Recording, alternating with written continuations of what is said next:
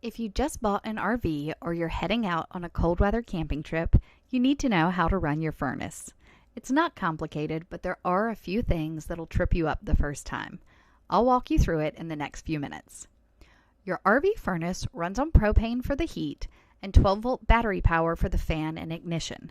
That's important to know because if your battery is dead, your furnace won't work even with a full propane tank, and if your propane is off, the fan will run, but you won't get heat. So before you do anything else, check two things. One, make sure your propane tank has fuel and the valve is open. And two, make sure your battery is charged or you're plugged into shore power. Now, to turn it on, walk over to your thermostat. Most RVs have a digital thermostat with a mode button and temperature up and down arrows. Press mode until you see furnace or heat. Then set the temperature higher than the current room temperature.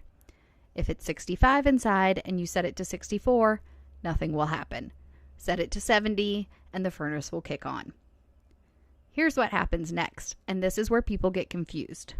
First, you'll hear the blower fan start up. That's not the heat yet. The fan may run for 15 to 30 seconds before ignition. This is called the purge cycle, and it clears any propane vapors out of the burn chamber before lighting. Then you'll hear a clicking sound. That's the igniter trying to spark the propane. After it lights, you'll start feeling warm air come through the vents within about a minute. If you don't hear a click, or you hear clicks but no ignition, the furnace will try to light a few times. After it fails, it goes into lockout mode. On newer digital thermostats, you might see an error code on the screen instead. To reset it, turn the thermostat off, wait about a minute, and turn it back on. That clears the fault and lets it try again.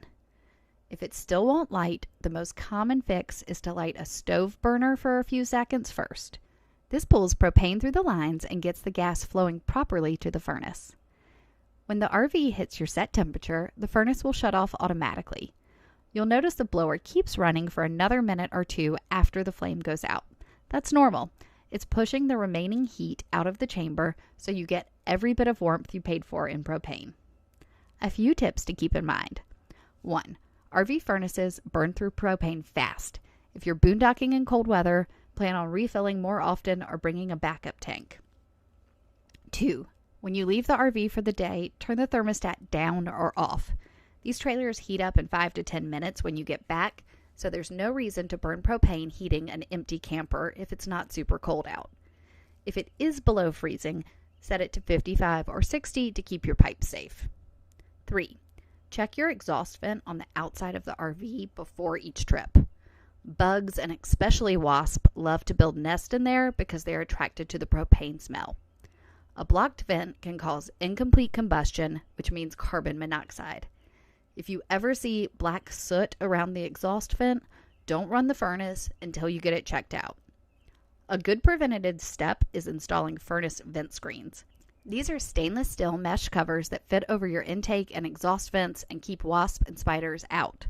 Just make sure you buy ones designed for your specific furnace model and check them now and then for dust buildup so they don't restrict airflow. And finally, make sure nothing is blocking the return air grill inside the RV. The furnace needs to pull air in to push it back out warm. If a blanket or bag is sitting in front of it, the furnace can't breathe right.